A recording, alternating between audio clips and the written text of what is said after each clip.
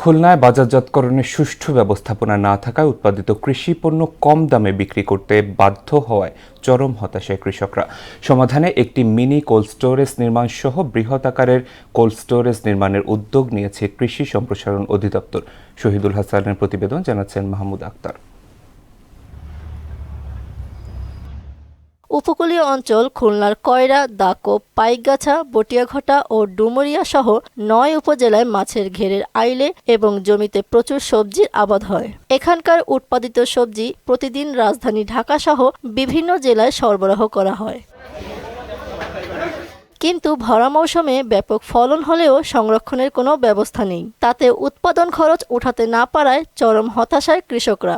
Cold storage আলু সংরক্ষণ করে বিভিন্ন কায়দায়, কিন্তু ওখানে আলু বেশি হয়। কিন্তু দক্ষিণবঙ্গে আমাদের এলাকায় প্রচুর সবজি, এখানে কিন্তু সেই ব্যবস্থা নেই। 15-20 দিন যদি একটু রেখে বিক্রি করা যায় তাহলে হয়তো দেখা যাচ্ছে কিছুটা দাম বেশি পাওয়া যায় বলে মনে হয়। আমাদের এই মালগুলো যখন অতিরিক্ত হয়ে যায় তখন মনে করেন যে আমরা বাজারে বিক্রিগুলো করতে পারি না। গুদামজাত করে রাখার কিংবা ফ্রিজিয়ার পরিবেশ যদি থাকতো তাইলে মনে করেন জিনিসটা আমরা সঠিকভাবে দামটা পেতাম। সবজি সংরক্ষণের জন্য একটি মিনি কোল্ড স্টোরেজ নির্মাণের কাজ চলমান আছে জানিয়ে বৃহৎ আকারে কোল্ড স্টোরেজ নির্মাণের উদ্যোগ নিয়েছে বলে জানায় কৃষি সম্প্রসারণ অধিদপ্তরের এই কর্মকর্তা। বৃহৎ আকারে কোল্ড স্টোরেজের জন্য আমরা ঊর্ধ্বতন কর্তৃপক্ষের মাধ্যমে সচিব স্যারকেও জানানো হয়েছে যে এই বিষয়ে উদ্যোগ গ্রহণের জন্য আমাদের ডুমুরিয়ায় যেহেতু একটা সবজির হাব, এখানে যদি একটা ভালো কোল্ড স্টোরেজের ব্যবস্থা করা যায় তাহলে কৃষকরা ন্যায্য মূল্য পাবে।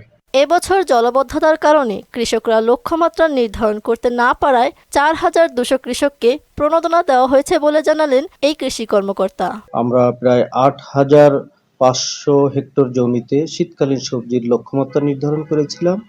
অনেক জায়গায় জলাবদ্ধতার কারণে জো না আসাতে আমরা এখনো পর্যন্ত টার্গেট অ্যাচিভমেন্ট করতে পারিনি। তো এই সবজিগুলোর চাষের জন্য আমরা কিন্তু কৃষকদেরকে প্রণোদনা দিয়েছি। জেলার ডুমুরিয়ায় চলতি রবি মৌসুমে 3110 হেক্টর জমিতে সবজির আবাদ হয়েছে। মাহমুদ আক্তার, মোহনা সংবাদ।